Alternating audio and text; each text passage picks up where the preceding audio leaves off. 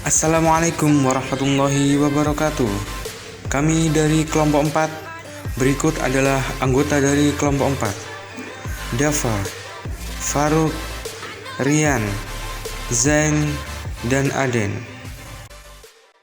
Selamat datang Ustadz Afif dan teman-teman kami. Selamat menikmati. Bab 4. Saling menasehati dalam Islam. 1. Pengertian khutbah. 2. Pengertian tablik. 3. Pengertian dakwah.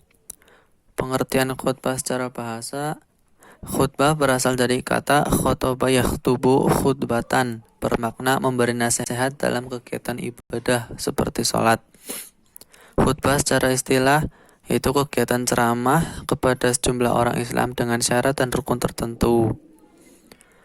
Tablik secara bahasa itu berasal dari kata balagu yubaligu tabligon, artinya menyampaikan dengan lisan. Tablik secara lisan yaitu menyampaikan pesan Allah SWT secara lisan kepada satu orang Islam atau lebih untuk diamalkan isinya.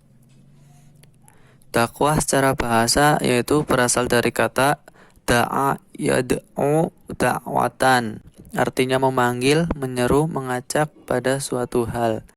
Secara istilah, dakwah dapat diartikan kegiatan mengajak orang lain, seseorang atau lebih ke jalan Allah SWT secara lisan atau perbuatan. Penjelasan. Khutbah termasuk aktivitas ibadah. Oleh karena itu, khutbah tidak bisa ditinggalkan karena akan membatalkan rangkaian aktivitas ibadah. Sesungguhnya, khutbah merupakan kesempatan yang sangat besar untuk berdakwah dan membimbing manusia menuju ke ridho Allah Subhanahu wa taala. Hal-hal berikut yang seharusnya dimiliki oleh seorang khatib. Seorang khatib harus memahami akidah yang shahihah atau benar sehingga dia tidak sesat dan menyesatkan orang lain. 2. Seorang khatib harus memahami fikih sehingga mampu membimbing manusia dengan cahaya syariat menuju jalan yang lurus. 3. Seorang khatib harus memperhatikan keadaan masyarakat, kemudian mengingatkan mereka dari penyimpangan dan mendorong kepada ketaatan. 4. Seorang khatib sebatasnya juga seorang yang soleh, mengamalkan ilmunya, tidak melanggar larangan sehingga akan memberikan pengaruh kebaikan kepada para pendengar. Syarat khatib: 1. Islam. 2. Baligh. 3. Berakal sehat. 4. Mengetahui ilmu agama. Syarat 2 khutbah: 1. Khutbah dilaksanakan sesudah waktu zuhur. 2. Khatib duduk di antara dua khutbah. 3. Khutbah diucapkan dengan suara yang keras dan jelas. 4. Tertib. Rukun khutbah: membaca hamdalah. 2. Membaca syahadatain. 3. Membaca sholawat. 4. Berwasiat takwa. 5. Membaca ayat Al-Quran pada salah satu khutbah. 6. Berdoa pada khutbah kedua. Sunnah khutbah: 1. Berdiri ketika khutbah. 2. Mengawali khutbah dengan memberi salam. 3. Khutbah hendaknya jelas, mudah dipahami, tidak terlalu panjang.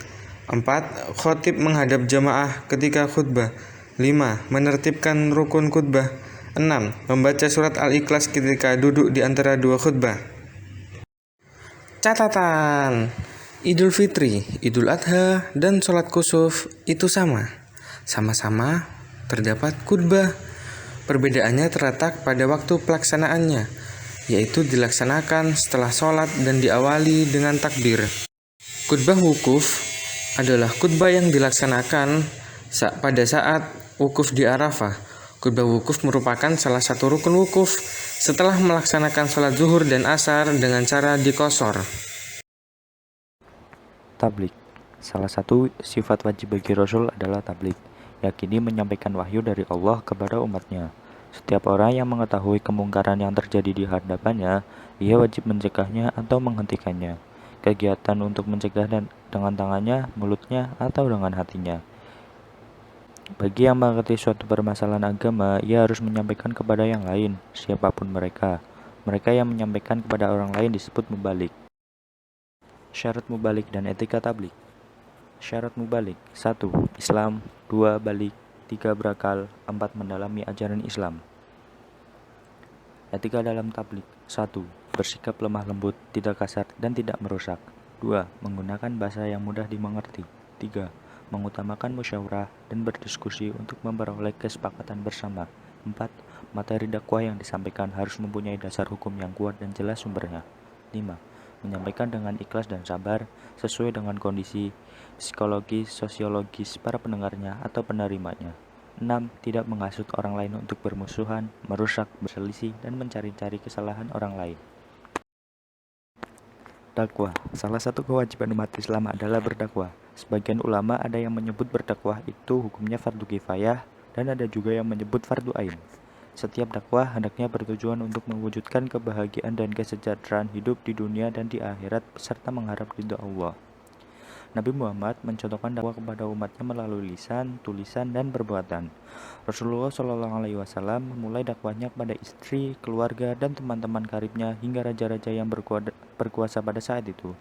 Misalnya, Raja Najasyi dari Habsyah, Kaisar Hercules dari Zaitum, Raja Mukakis dari Mesir, dan Kaisar Kisra dari Persia. Orang yang melakukan dakwah disebut dai. Berikut adalah beberapa syarat yang harus dimiliki seorang dai berserta etika ketika berdakwah. Syarat: 1. Islam, 2. Berakal, 3. Balik, 4. Mendalami ajaran Islam. Etika dalam berdakwah: 1. Dilaksanakan dengan hikmah, yaitu dengan ucapan yang jelas, tegas, sikap yang bijaksana. 2. Bersifat persuasif dan edukatif. 3. Memberi contoh yang baik. 4. Berdiskusi atau saling tukar pikiran serta menghargai pendapat orang lain.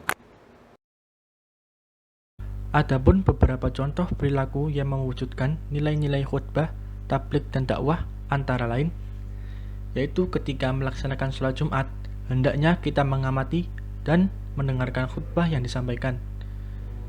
Ketika melihat kemungkaran, kita mencegahnya, bisa menggunakan tangan maupun lisan. Apabila tidak mampu keduanya, cukup dalam hati saja. Mencontoh yang baik, meskipun hal kecil, dimulai dari diri sendiri dan jangan ditunda-tunda. Melibatkan diri secara aktif pada kegiatan keagamaan seperti Maulid Nabi, nuzul Quran, dan lain-lain. Yang terakhir, memprakarsai organisasi kegiatan dakwah di sekolah, remaja masjid, dan tempat yang lain. Atas perhatiannya, kami ucapkan terima kasih. Wassalamualaikum warahmatullahi wabarakatuh.